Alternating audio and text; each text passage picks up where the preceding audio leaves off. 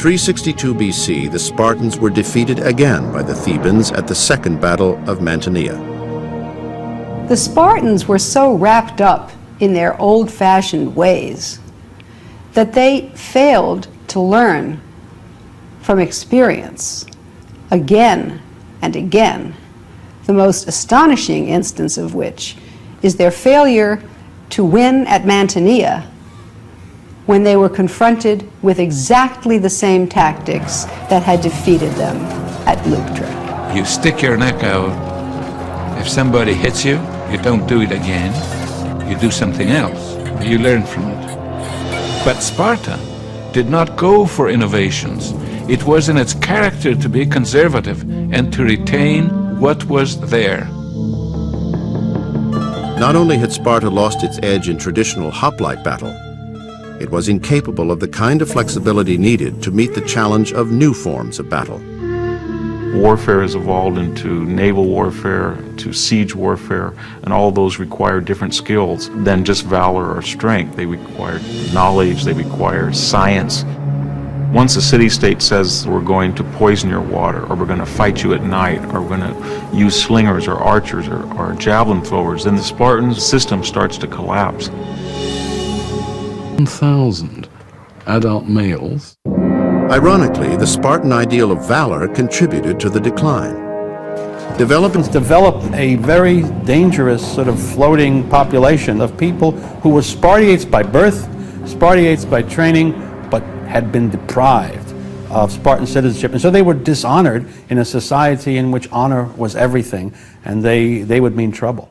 That Sparta could allow this to happen, that it wasn't willing to make the ideological shift and, quite frankly, to commit the wealth to recruiting new members of the elite is a terrible indictment of Sparta.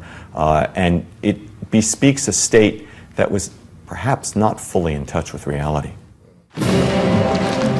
And so now, for the first time in its long history, a weakened Sparta will be invaded and forced to defend itself on its own soil. Now, at its weakest point, Sparta had to face its biggest challenge. Epaminondas, the visionary Theban general, had a new vision: to redraw the map of the Peloponnese and cut off Spartan power at its source. He was interested not just in destroying Spartan physical power, but destroying the myth of Spartan superiority, because that's really what was necessary to put the nail into the coffin. He understood that Sparta could not exist in anything like its traditional form if the Helots were freed. They had depended completely on the agricultural labor of those Helots to keep the whole system going. Without Messenia, Sparta simply did not have the kind of resources to make it a first-class power. With the backing of a Thebes, Athens, Corinth, Argos alliance, Epaminondas began phase one of his plan to destroy Sparta. In early 369, he arrives in Messenia and announces that Messenians are no longer Helots, but will revert to their ancestral status as free and independent Greeks. It's a very remarkable phenomenon, rather as if in the Old South one day you have black slaves and the next day they are citizens of their own state. Epaminondas and his forces remained in Messenia nearly 4 months, while the liberated Helots, perhaps 250,000 strong, built a massive wall around the new city-state of Messene. As these Messenians, of course, were the descendants of those many generations of Helots who had made Sparta what it was at the cost of their own independence and life, they were now in the happy position of presiding over the death of the great Spartan polis. The one thing the Spartans have been trying for centuries to prevent, the return of a Messenian independence, is precisely what happens. And while the Helots built the walls of Messene, Epaminondas instituted phase 2 of his battle plan. Allied forces fortified a strategically key city to the north in Arcadia. It was called Megalopolis, literally in Greek, the great city. Here was another strong, powerful city, fortified in the hands of people who had every reason to fear a resurgence of Sparta. They hem the Spartans in, and they ensure that never again can Sparta have the power that it once had. From that moment on, Sparta becomes a dinosaur. Epaminondas was now poised for invasion.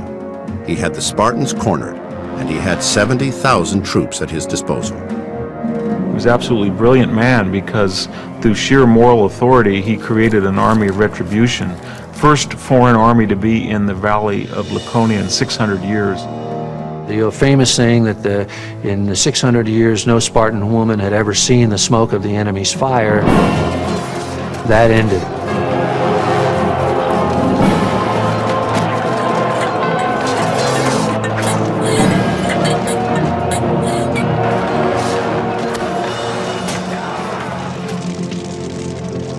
In response, Sparta did what it had never done before.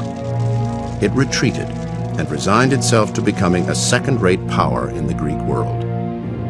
The tide of history was against Sparta, the demography was against Sparta, the geography was against Sparta, and then its luck ran out when it met a man like Epaminondas. After the liberation of Messenia in 370 BC, Sparta would never again rise to the level of power it had once enjoyed in the Greek world.